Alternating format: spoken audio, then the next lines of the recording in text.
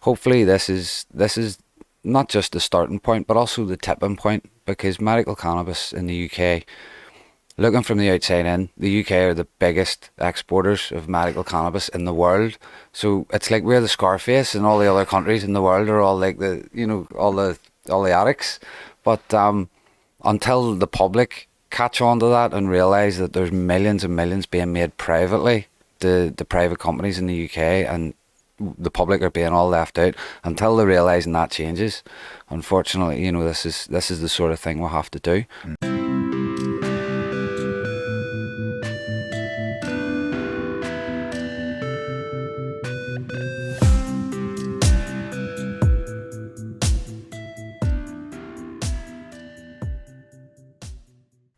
Hi everyone, thanks so much for tuning in.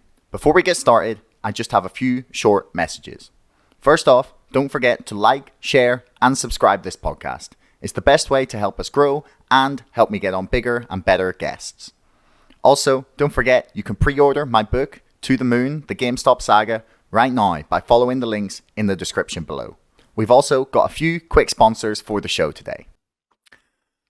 Comedy is a really crucial art form, especially in a world where government power seems to be rapidly expanding. It's one of the most effective ways to speak truth to power. And to that end, today I bring you the Behind the Bits podcast with Scott Curtis, a podcast about the tragedy and triumph of stand-up comedy. Every week, Scott has a new comedian on the show to talk about inspiration for their comedy, the struggles of the industry, and how they find themselves stumbling into the world of comedy. In one of my favourite recent episodes, Scott spoke to Liz Mail, a New Jerseyite who began comedy at 16. The show can swing between hilariously funny and incredibly poignant at times. She spoke about realising the problems you had as a child in retrospect, smoking weed as a waitress, mental health, breaking rules, and the wild rollercoaster of performing on stage. You'll get Behind the Bits wherever you find your podcast. Apple, Spotify, and more. That's Behind the Bits with Scott Curtis, the best podcast to get to know the people behind the jokes. Cryptocurrencies are all the rage these days. Over 100 million people now own cryptocurrency.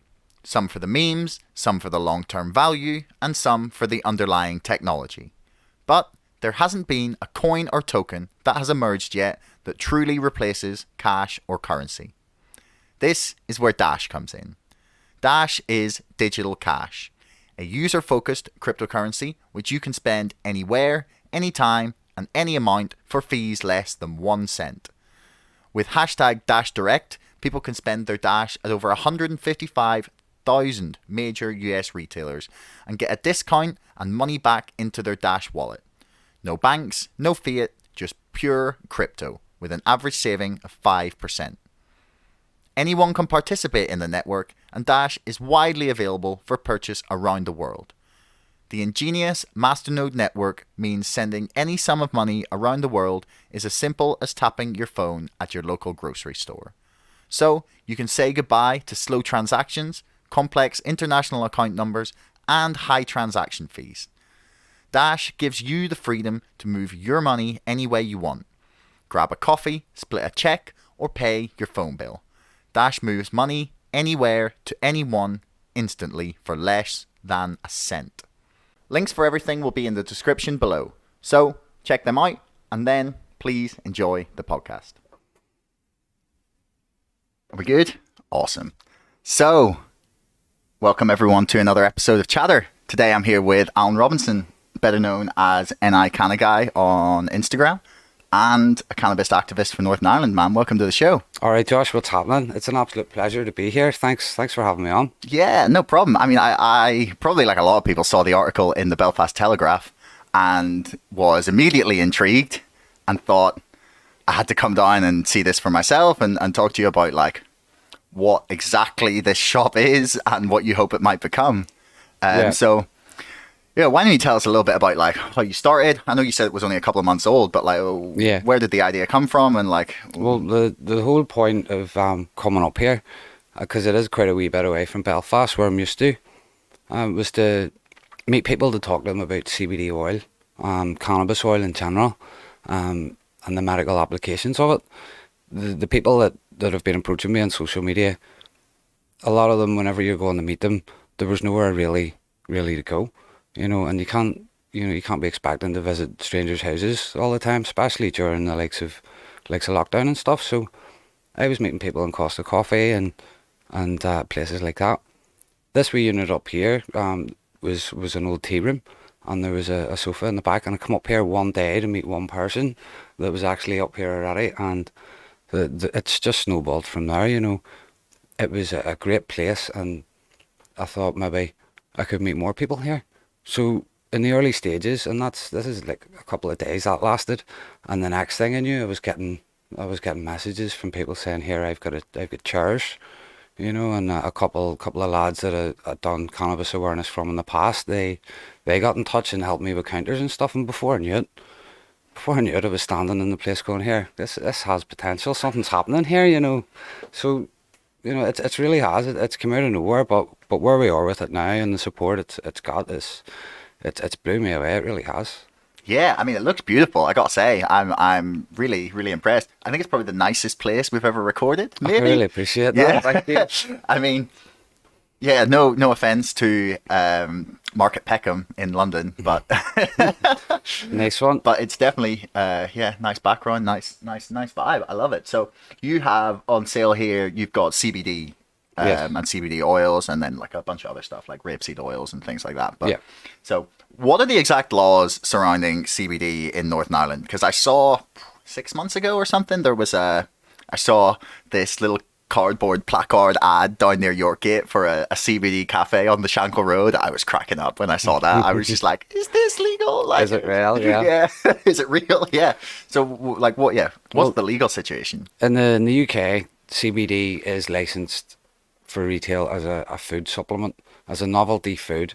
So if it was just your normal run-of-the-mill thing, you would find it in the likes of the supermarkets where the cod liver oil is, and all them sort of capsules and stuff.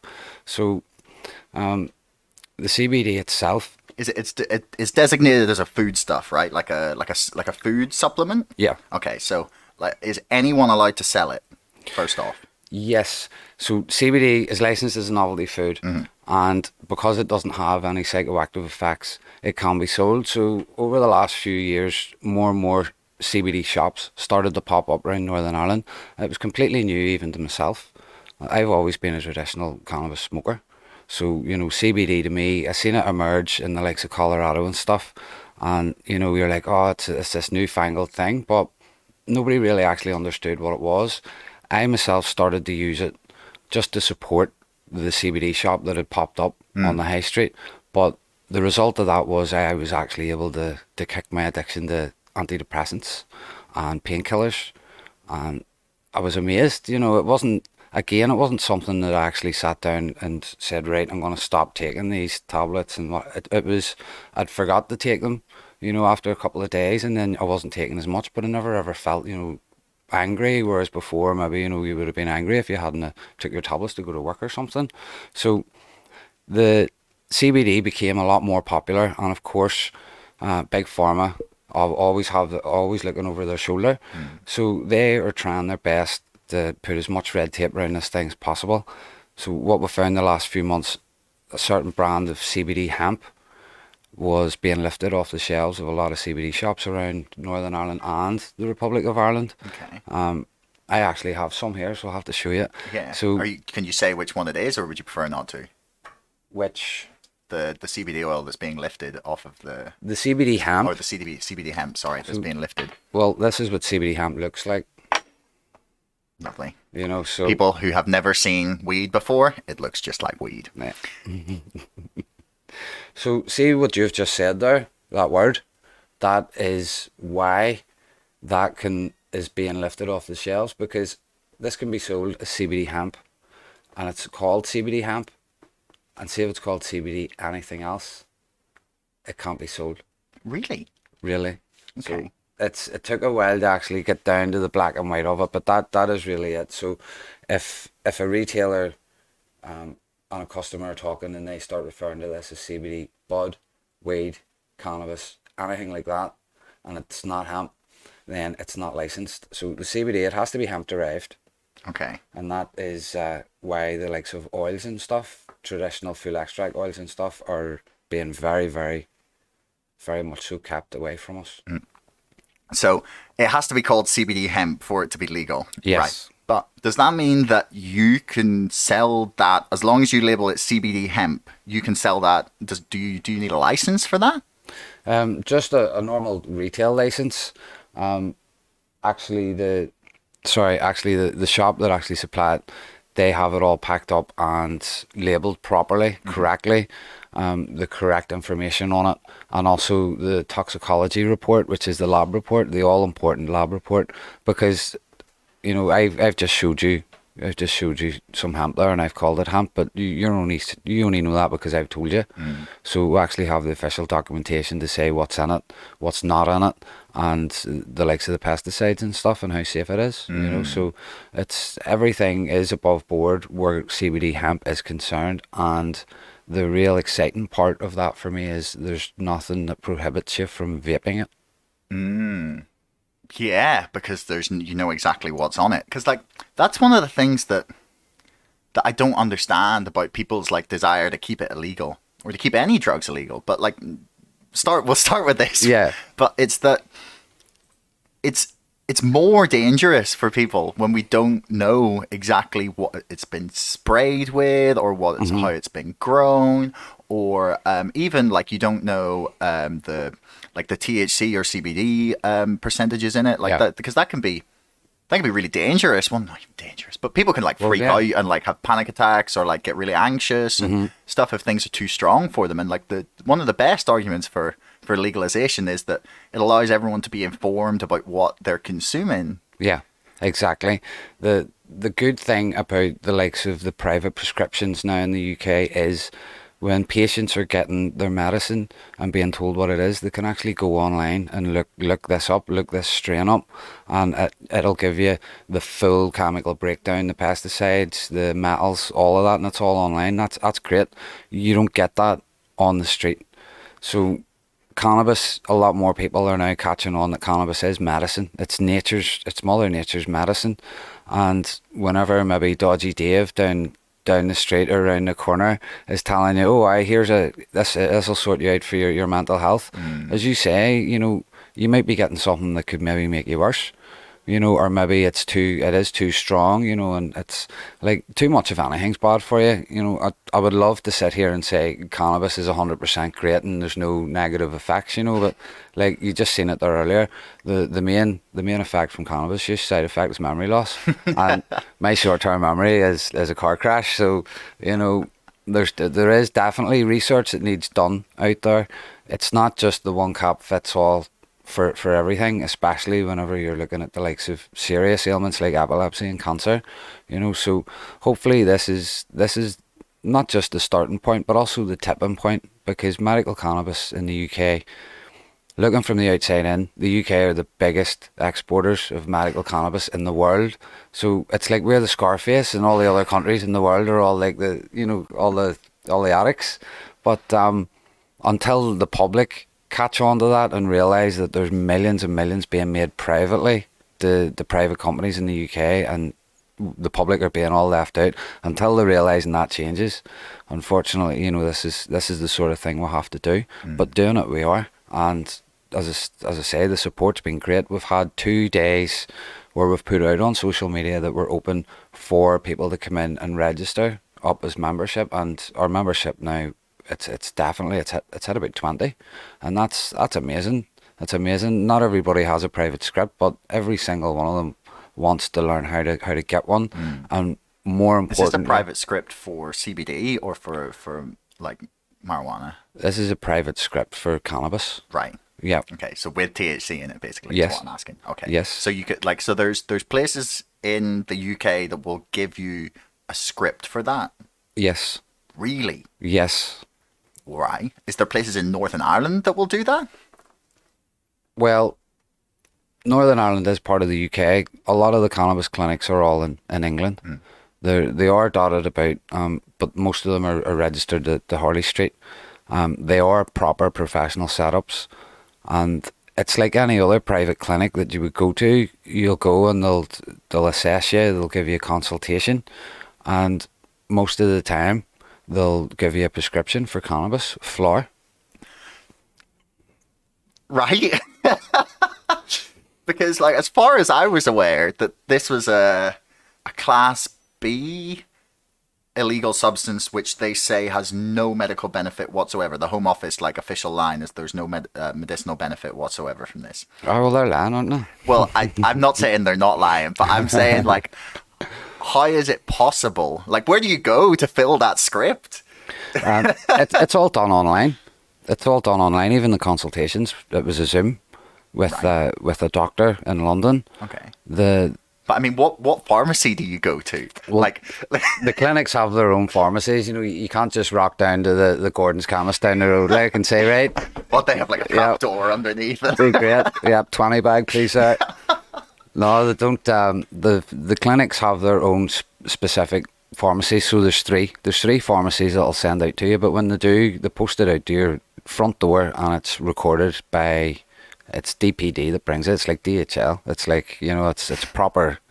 It's amazing. You get the knock on the door and it's somebody bringing cannabis. It's welcome to 2021. Yeah.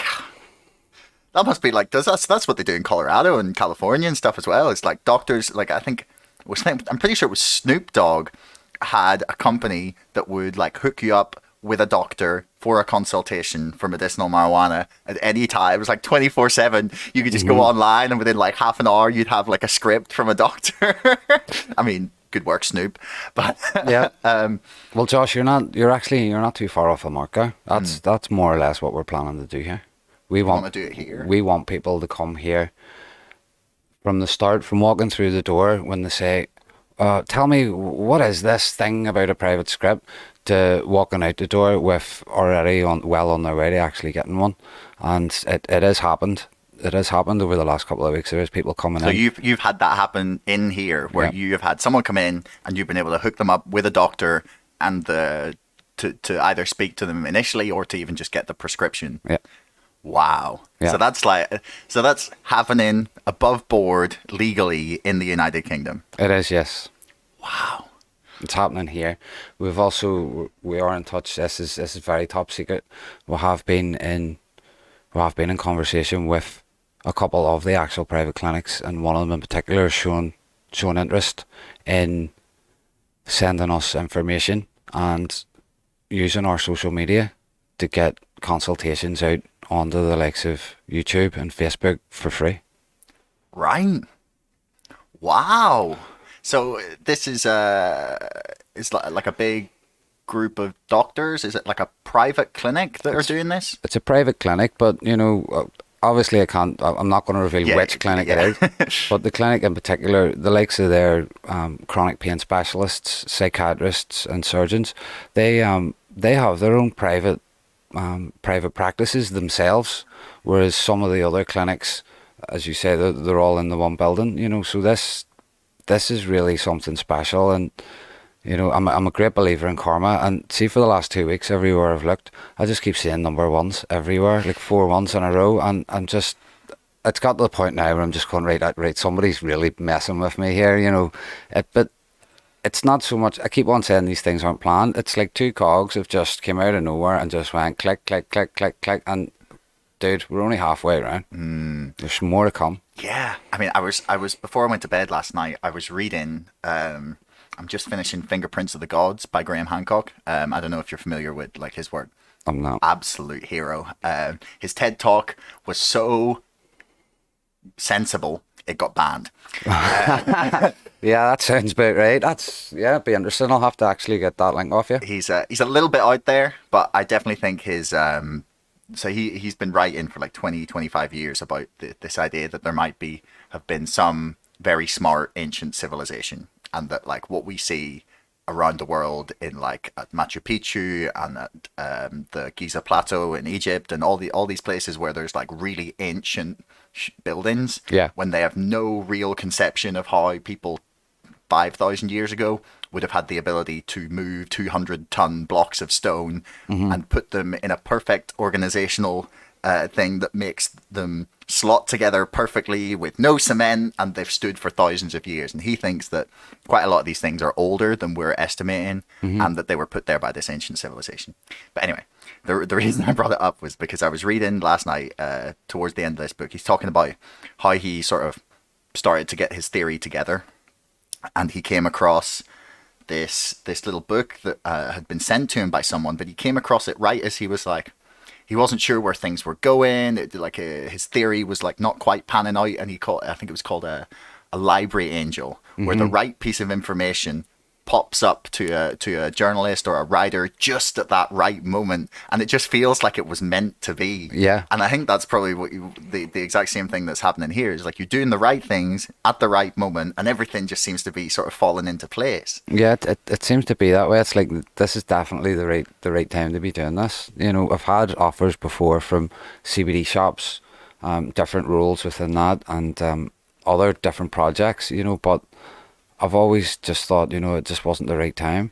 But with this, I feel it's the time that's actually came along and grabbed me and says, "Here, you're gonna miss this if you don't hurry up." You know, it's because, you know, the likes of, I sent off a couple of emails to some dry herb vape manufacturers and just told them what I was doing in one email, and from that to now, and it's only been the space of about a week and a half, I've had official UK training on the packs from the rep. He's in France, so we're zooming and we're doing, and he's like, we'll get you trained up and all the rest of it. But what we're actually doing is it's more a laugh. You know, we're having great crack and we're learning how to use these devices, and it's dawning on me just how high tech and real, like the packs might as well be a smartphone. You know, there's a game and all on it, you know. So and then there's the stores and pickle manufacturers. They're more than happy for me to put posters up here of their actual Canadian Medic range, which I don't know if you're familiar with. No. So the likes of this one, this is the Volcano Hybrid. Ah, is that what our friend has? So Yeah. this has, you can attach the big balloon to this, or you can have like a hookah pipe, but this is the digital interface. The classic was like an old school cooker, you know, with your knobs, but this is the digital interface. So one of these in America, well, anywhere that's not Europe, put it that way, where it says hybrid, it actually says the word medic. Okay. So whenever I approached Stores and Pickle, obviously I said, we want the ones that say medic. And the reply that came back was actually, it was a wee bit shocking. This says, we can't send you any of the medic range, and their handhelds say medic as well, because you live in the wrong continent. And I was like, hold on, Stores and Pickle, they're German. They're in Europe. They're from Europe. They're Europeans. So We're not anymore. you know, that's true. But you know, that just shows you that if you go on the Stores and Pickle's website in another continent or away from the UK, and you can read, it's there in black and white, the only official medical cannabis dry herb vaporizer, and they're in hospitals and health centres, you know. So the conversation with them is really eye-opening, you know. I tried to bend their arm and says, look, just sell me one, you know, just to me, but they says we really It was a can't. shipping error. Or Yeah, but they says you're not a hospital. I'm like, "Oh, you know, you're not a hospital." So the attitude coming across the water coming from Germany, from manufacturers of these things, saying to me things like, "We can't give you one because you're not a hospital." You know, we're talking about cannabis here. You know, so it's amazing how far the world has actually turned where medical cannabis is concerned. But the public in the UK, they're being left in the dark, and we're having to find out all this information for ourselves. So again, this is going to be the spot for exactly that, you know. So what are one of these for? Like, for people that don't know, and I've definitely never seen one before. So yeah, what's this for? Well, this is a dry herb vaporizer. So if you're prescribed your cannabis flower, the doctor will say, we advise you to vape this. There's no smoking, no tobacco, that sort of thing. It's definitely frowned upon. Some private clinics will actually ask you to sign a waiver that you agree to only vape the flower, because they don't want people rolling up joints and smoking. Combustion is out. it's all about dry herb vape. So this is basically a glorified oven.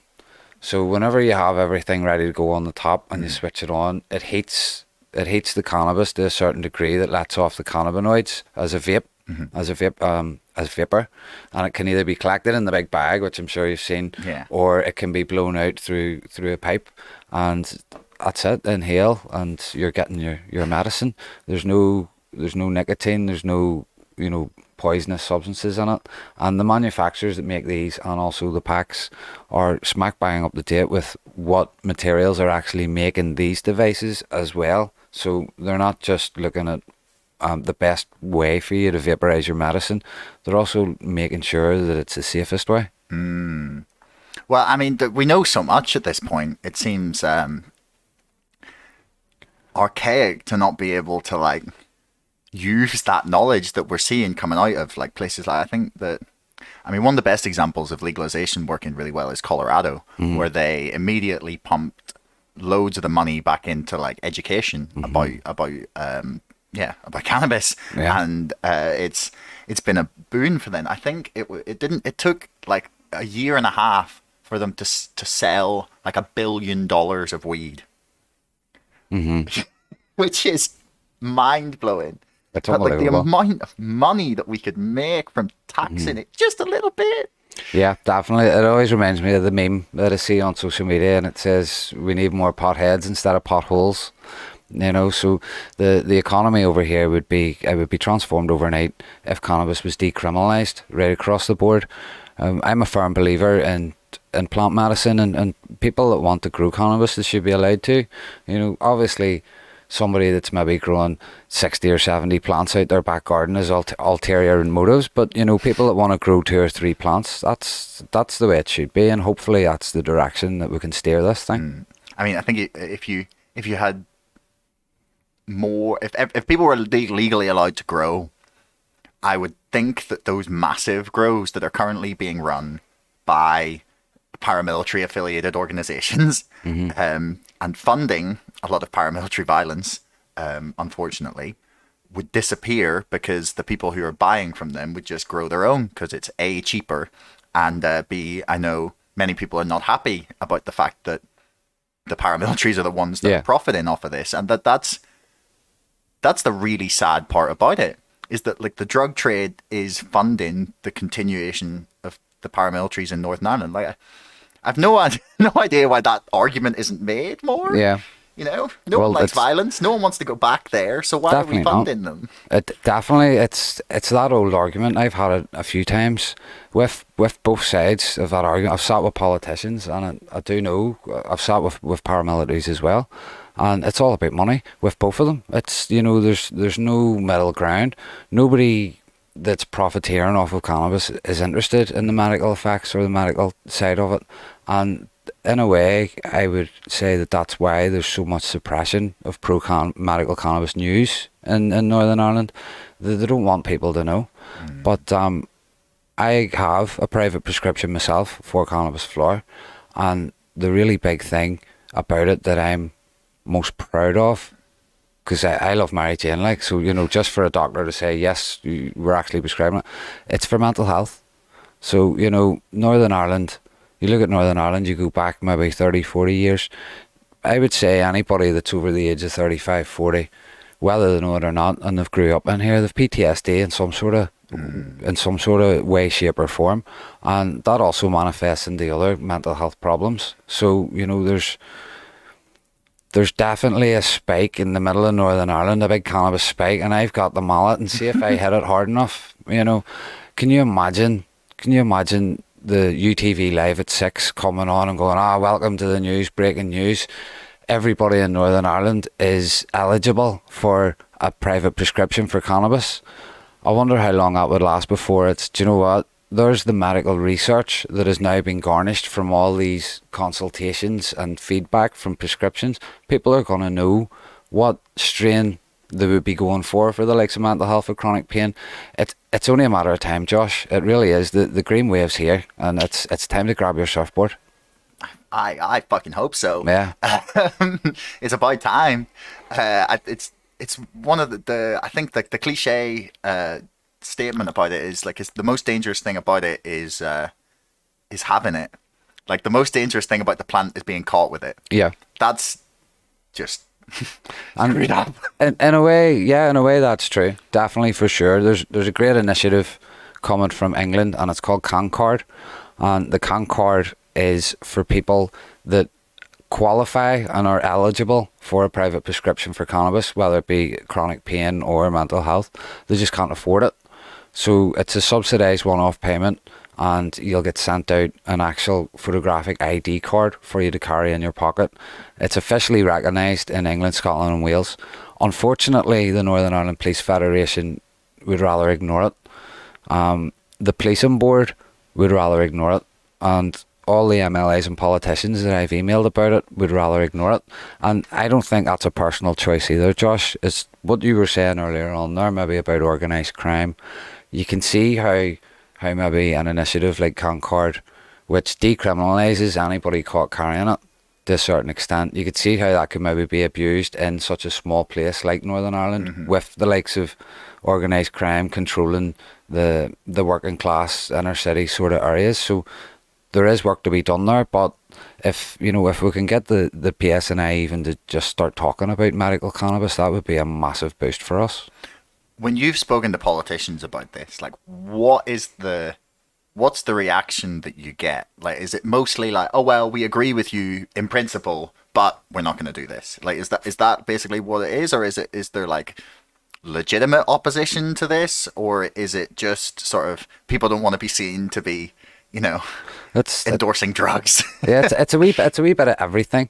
I try not to say cannabis as much, whereas before, whenever I was starting off with my public awareness, I was trying to say it as many times as possible. Say that word as many times as possible. But see, whenever you're actually talking to maybe people, the decision makers, cannabis has this stigma attached to it. If you say cannabis around those sort of people one too many times, they get cold feet. And it's not their own sort of, it's just the social climate and the stigma, the whole reefer madness that surrounds cannabis. It's crazy, it's still there, isn't it? It is, like indeed. 100 years later. Definitely. Prohibition, it is. It's coming up to 100. It'd break my heart if Prohibition got to 100 years old. We're creeping up to it. But the likes of the politicians that I've spoke to more recently, I was quite amazed. There's a lot of noise coming from Westminster with the patient-led access, the plea, and I was mentioning that to a certain MLA a couple of weeks ago, and he turned around and he named a couple of the doctors that were actually at the debate in Westminster, and I could have fell off my chair. So I said to myself, here, hold on a minute. He sort of knows it. So I started to name drop a couple of others and talk about it. He knew exactly what was going on, and I didn't want to get up and say, here, this is brilliant and class. What I wanted to do was how do we push these walls and get me and him sitting talking about this like in the middle of the public sphere, because it's very clear to me that the MLAs in charge of these sort of decisions, they're smack bang up to date with what's happening with medical research, especially with the likes of the families campaigning. It's just not being printed anywhere. So it was very positive. The last few politicians I spoke to before, usually you would be campaigning for maybe a sick child or something like that. So the politician side of them was always, we support you and we support the child, but they always did toe the party line at the end of the day. The last vote on cannabis in Westminster to decriminalise it was brought by Sir Norman Lamb from the Liberal Democrats, and the vote, it didn't get through, but it was less than 10 votes. And then you look to the likes of the DUP and Sinn Féin. Sinn Féin don't even vote in Westminster. So, that's a big letdown to everybody in Northern Ireland. Everybody, if they're voting on medical cannabis, because, the people that they represent have a voice on medical cannabis. And then you had the DUP, and all of their members all voted against it. But yet, two of them in particular, earlier that year, within the 12 months before, had independently campaigned for sick children that were campaigning for cannabis on the NHS. So the politicians themselves will support a certain, if you're going to push a sick kid in front of a politician, what are they supposed to do? Well, yeah. You know, but if you're standing there with a plant saying, here, can I grow this? You know, but the party line, which is the overall top level political attitude to medical cannabis in the UK, is very much in big pharma's pockets. I mean, I don't want to draw specific suggestion that the power of the paramilitaries over certain parties in our assembly might be preventing their campaigning for it. But we've seen how influential they are in other areas. So, you know, people, you can make your own judgments on that. But so we were talking earlier about how the UK is the biggest exporter of medicinal marijuana. Blair, can you look up how much they're like how much they're exporting per year? And because I'm pretty sure the big farms in Buckinghamshire. I'm just interested to like get people to come back to us on that. But the debate in Westminster about it. Did you hear that a lot of the politicians, like a cross-party group, had been to Canada a couple of years ago, just before the pandemic, to sort of look at what their legalization process had looked like?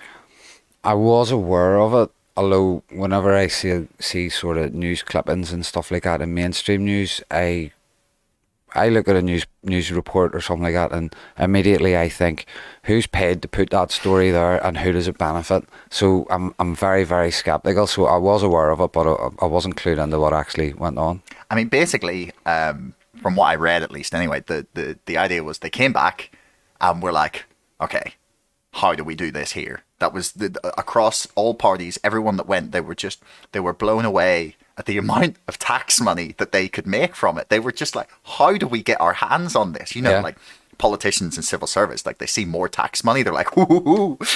Yeah, definitely. So I think we can be, I saw it as a positive move, to be honest. The fact that even if it was only a handful of politicians, but that enough of them had gone out and seen that this had gone well in Canada, you know, society didn't fall apart. There was no like moral degradation. Exactly. You know, it didn't suddenly lead to a wave of cocaine and heroin addicts in the way that many legally prescribed opioids have in particularly in the United States of America. And it was for me it was really heartening. Did we find anything on that? Yeah, I've got some information here. In 2018, the United Nations report revealed that Britain, the largest producer of legal cannabis, is 95 tons. That's 2016, which accounted for 44.9% of the world's total. It's the largest exporter of marijuana, exporting 70% of the world's total. I can't get more. What? 70% of the world's cannabis exports? It's the large percentage they're exporting. And even it's 12 years old, that data, I can assume the same. I would say more. That's insane. 70% of the world's export market. Because I assume it's not 70% of the world's cannabis is being grown, because that we just don't have the space to do it on the scale that like America and Canada are doing it. But of the exports, that's stunning. 70%. That's crazy. And you know, all that you're saying about the tax money, and at the very start there you said about the Home Office and all, you know, these people, they're cleaning up, and we're still having to go to work 40 hours a week for 40 years, you know, just to feed the family, you know. So definitely things need to change around here, and the more people that catch on to what is actually going on with cannabis, the better. The Home Office granted GW Pharmaceuticals a license to grow medical cannabis. Whatever way they worded it, it was either medical cannabis or cannabis for medical use, but medical is in there in the late 90s. The late 90s. Wait, the late 90s? The late 90s. That company itself, the main shareholder was Capital at one point, and the main stakeholder in Capital was Philip May, who was married to Theresa May, who was at that time Prime Minister. Now, she was health secretary before that, so you know, Home Secretary, or Home Secretary, sorry. But this is the woman standing up in Parliament, as you said earlier, telling everybody no medical benefits. You know, when her own husband was generating that sort of. I know it wasn't him himself, but he was. You know, the buck stops with him. He's the top of the tree. But GW Pharmaceuticals was sold, I think, less than 18 months ago to a company in America called Jazz Pharma, and it sold for $7.2 billion. That's a lot of money. That's the sort of money that the cannabis industry can generate, and You know, the UK could really use that money. Northern Ireland could really use that money. Oh, it would be a super state in no time. Yeah, exactly. In no The time. Emerald Isle, definitely. Definitely, for sure. So some of the private prescriptions that you'll get in the UK, when you actually get your tub, it'll say where it's made or where it's come from.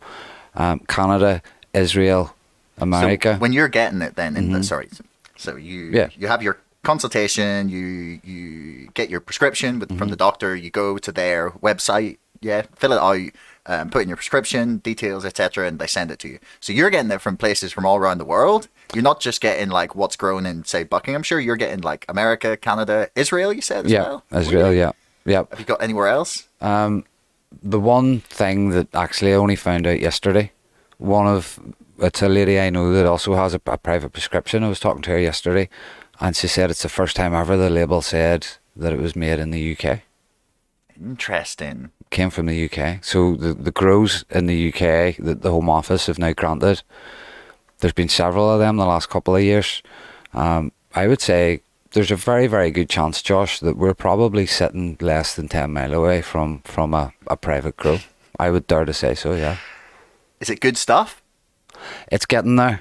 It's getting there. It wasn't to start with, but with anything, you know, you can't run before you walk. You learn to walk. So at the very start, 2018, I went to Stormont and pushed through medical cannabis to be legalised for private prescription. And back then it was just oil. That's all anybody ever knew. And even in general, Europeans before Prohibition, the cannabis leaf, they wouldn't have known what that looked like, because all it was always oil. It was a bottle of oil, like a tincture or something, before Prohibition. So it was very easy to bring Prohibition in with all, you know, pushing the leaf and the reefer and people smoking joints, and everybody's going, whoa, you know. And that's back in the 1920s. That scared the crap out of everybody. But nowadays that's not going to work.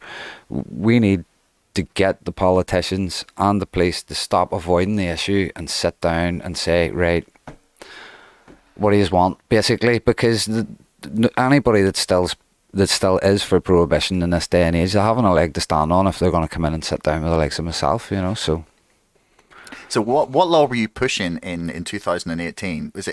Were you successful? Is it technically legal in Northern Ireland now to have medicinal cannabis? Yes. In 2018, because there was no sitting government, the NI executive, the devolved government, they had a year off, or 2 years. 3 years. I didn't want to say 3. It sounds worse when you say 1,000 3. days, just over 1,000 days. So during that period, a lot of things happening in Northern Ireland came to an end, like grants for youth football and stuff, and it was never renewed because there was nobody sitting to renew it.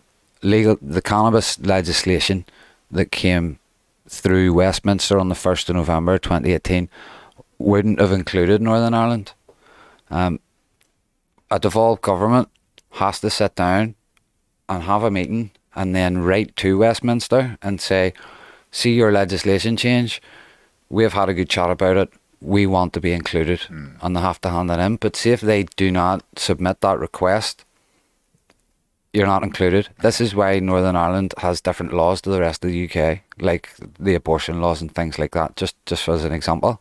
So in 2018, myself, along with a couple of other cannabis activists and a couple of politicians, got together and we managed to get that sit down in Westminster or in Stormont. There was no sitting assembly or nothing, but we got. Can you say what MLAs you were sat down with? It was chaired by Mike Nesbitt. The UUP were heavily involved, but all the parties were represented. We had a Sinn Féin MLA come in from Oma, and we had a lot of SDLP there, Alliance were there, all the parties were there, and they were all talking about medical cannabis. And was there serious opposition voiced at this point, or was this all people who were in favour of the idea? There was the only sort of opposition, and I'm glad you actually asked that. The only opposition at that time in that meeting was procedure and red tape, following procedures. It wasn't, oh, here, you can't do this because it's, you know, the news says it's going to turn people schizo, you know, which is like, it's 2018 to 2021. The schizophrenia the schizophrenic ratios have not went up, you know. But anyway, so that was sort of the only way, or sort of the only opposition that we had at that meeting, which was, right, okay, we understand what you want to do, but you know, there's no devolved government, or Westminster need to debate or whatever, and blah blah. But at the end of the day, we've done a really good job, and we pushed it through. We got cannabis legalised in Northern Ireland on private prescription. So that was 2018. That's incredible. Well, congratulations and thank you for doing that. That's a real step towards you know, people not being criminalised for adults smoking a plant that's largely harmless. Exactly. Well, thanks for that, Josh. I appreciate that. But I do have to say, I was only part of a team, and there was bigger players on that wee panel that went to Stormont than me. I was just excited at the time. I was just excited to be involved. But now looking back on it, it definitely is something that I am very proud of. I mean, people probably look back at that particular moment at some point when they're doing the retrospective on, you know, how cannabis became legal. Hopefully. Yeah, hopefully. Let me interrupt, Josh. Yeah. Don't look at the camera and speak into the mic unless you want to. It's just every time you move, it's we'll not capture the audio as well because you're facing away from it when you return back looking. Oh, okay. Just let you know. Alan, you're doing great. Just keep doing what you're doing. Right, carry on with that now. Okay, I'll keep that in mind. Yes. Thanks. Oh, I've lost my train of thought. Where were we? What were we talking about, Blair? Before you rudely interrupted. Yes, sorry. Don't worry about this. I'll make it right. Obviously, Alan was talking about how it's taking part in 2018. Right, that's where we were with the legalization. Yeah, so hopefully when someone looks back and does the retrospective of, you know, the timeline to the legalization of cannabis in Northern Ireland, they'll probably start with that moment, I would say. Hope so, yeah. So what have you got planned for this place, and like where, like what's the ceiling on this for you? Like where do you want it to go? Like if you had the absolute dream of like exactly what you wanted to happen, like where would this be in a year or two? Well, at the moment, it's for people that have a prescription for cannabis to come and meet and talk to each other. The very first day we opened, I got in contact with a few people that I knew. See, private prescriptions, they're private, and a lot of people that have them, and because of the stigma in society, a lot of these people are still sitting in the house on their own. But what I actually came across was a man and a lady. It's actually, she's a wee granny, God love her, but she's brilliant. She loves her cannabis. She was prescribed a certain strain from a clinic for her illness, and there's now another gentleman that I know that lives in the other side in Northern Ireland. He has been prescribed a different strain for the same illness from a different clinic. That's interesting. And I was able to put the two of them in a room together. Just like this, put the vaporizer. He brought his private prescription, she brought hers. The two of them put it on the table, and they spent about an hour here, and it was absolutely fantastic. So that's the sort of thing I'm looking to happen here more and more. The bigger picture is hopefully this can be a pathway to everybody else that's watching this, saying, here, what's the trick? What's the catch? The catch is, I've got a private prescription for medical cannabis, and I've got a vaporizer and a table. That's it. You know, there is no laws that prohibit vaping indoors. Right. And a private prescription so you can vape indoors. Yes. Does the smoking law stop people smoking things other than tobacco indoors? Combustion in general, no smoking. Right. Vaping and combusting is two different things. Right. Where whenever you're vaping cannabis herb, you're just heating it. So you will always have some left over. But whenever you're combusting it, you're burning it, it burns away to nothing. So that's the two difference between the two. So whenever you're getting your private prescription for cannabis, the doctor is saying, we recommend that you vaporize this in a proper vaping device. So the likes of this Volcano Hybrid / Matic, I call this Matic now from now on. Just put a label on it. These retail, definitely. These retail, it'll be €500. You know, they're over £400. So it's a serious bit of kit, but the likes of the wee granny that I know, she can't afford that. And even if she could, she's not going to put it beside her wee figurines in the front room. You know what I mean? So this This, you imagine I that? can imagine. With the figurines and then the big vaporizer. You go in, you like all the brass stuff. Yeah. Yeah. I have to do all the polishing. there, yeah. All the different ones. So this bit of kit, it's here, and she can come all she wants and use it. So, that's more or less the gist of it. More people, especially, I would say, the likes of the cities, especially Belfast, I would dare to say you'll see one of these popping up in Belfast really, really soon. And I've already had contact from people in Scotland and England saying, we're thinking about doing that. How are you doing it? We're thinking about it. So I am in touch with these people now, and I just want more and more of these to pop up, because at the end of the day, you could argue it is unpoliceable, it is medical, and it's private medical. So if the likes of, say, maybe there was a disturbance and the police did come round here, straight away it's a fine line between what exactly are you doing here, and you're encroaching on people's personal medical, that sort of thing. So the other side of that coin is if the likes of the police and the council did come round and they wanted to maybe argue as to what we're doing here, the first thing I'd be bringing up is why they're ignoring the Concord. So getting those sort of people around and having the patients around here, the whole thing's just gonna blow up. The two of us could sit here and vape now. I could vape my private prescription right in front of you, and there's anybody walking past that that don't know us, they wouldn't be able to pick out which one of us actually has a prescription. So reading between the lines, if you see what I'm saying, it is definitely, I feel it's the way forward. And if one of your friends has a private prescription, you definitely bring him here and come with him.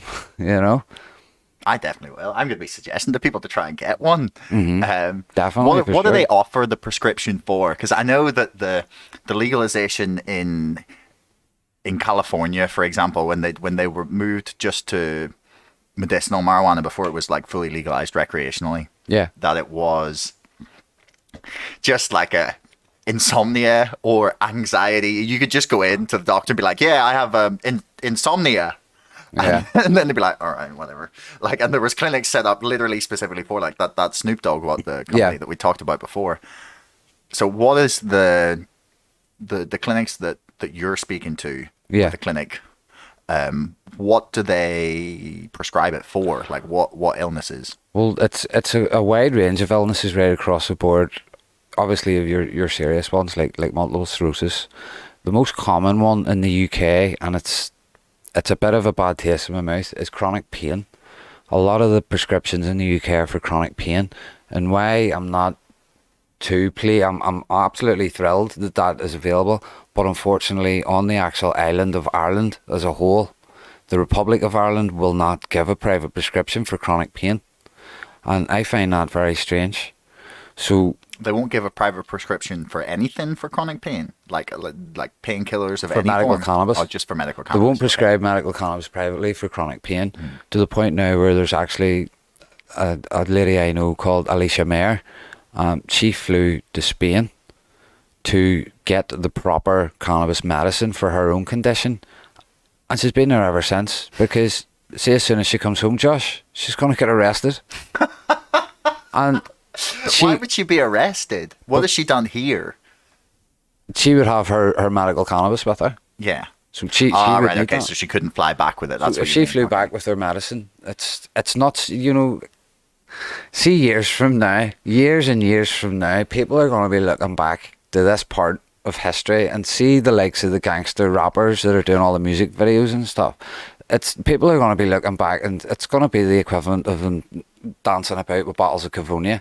That is literally what cannabis is to me. It's medicine, So my friend Alicia, she's stuck out in Barcelona. It's Alicante, sorry. There is a campaign to bring her home. # bring Alicia home. She has been asking the Irish Health Department for a private prescription for chronic pain for a long time, and they only seem interested in giving out oil to like maybe people that have brain tumours or epilepsy, and oh, we haven't got round to chronic pain yet, but it's all right, you know. So families are split in the likes of the Republic of Ireland, where up here in Northern Ireland, there's hundreds of people walking about flaunting a private prescription for chronic pain, you know. So the majority of the scripts are chronic pain. Mental health is starting to rise a lot more. The work that I'm doing, particularly in the background, would be towards mental health. That would be a big push for me. And I mean, it's a big problem in Northern Ireland, generally. yeah, definitely it would be a big local problem. Generally in the UK across the board, the like of epilepsy and stuff, you know, but this research is being heavily suppressed in the mainstream media, and to actually get the proper figures, I would say you would have to go looking for them. Yeah, I find that a lot. On a Yeah. lot of issues these days, we can't. It's very difficult to find the information you're looking for. Google's compromised. Oh, it's nuts. Sometimes when you do think, you're like, oh, here, I'm actually onto something here, and then about 10 million pop-ups come up, and you're like, yeah, I am onto something here, I just can't see it, you know. But I find Facebook in particular is heavily censored, even as far as the censoring memes and, you know, Yeah, your I've seen jokes. that. I got off Facebook about Yeah. 6 months ago because they It's started crazy. getting too crazy. I was like, I'm not having these people profit off my data. Yeah, it's exactly that's exactly what it is. But my main following is on Facebook. My page, the Cannaguy page, is just sitting under 10,000 followers, but it has been in and around there for about the last 2 years. Facebook really went to war with all the cannabis pages, and That's so crazy, though. yeah, they deleted quite a few. But just in the UK, right across even everywhere. places where it's completely legal. As far as I'm aware, the way that the community standards would work with Facebook, they would rather try and find a way of causing trouble for you so that you maybe just don't post that sort of thing, rather than saying, here, you can't post that, don't be doing it. You know, so it would be like, oh, here, there's maybe something you said, and it's maybe completely irrelevant to cannabis, but they'll maybe bring it out and say, oh, here, you can't use that, and if you want to appeal, that's all right, you can appeal, but we're not really going to look at it, and in the meantime, your whole account's banned for a month, you know. So Facebook, it's difficult, but there is ways around it, but they don't like us. Every time we sort of sidestep a new community standard, the sort of the hammer us for it, they try and change it, you know. So the likes of giving things away on Facebook, I would have to use words like community throwback instead of saying, here's free seeds, who wants to win them, you know. And that's, when I'm on Facebook, that's what I want to do. I want to talk to the cannabis community that's out there, because I can't do that when I'm, you know, physically, because of the stigma in society. It's not that people don't want to come out and talk about cannabis, it's that they're scared of what other people will think and judge them for, which is only natural. Everybody judges everybody, you know, it's a natural part of being human.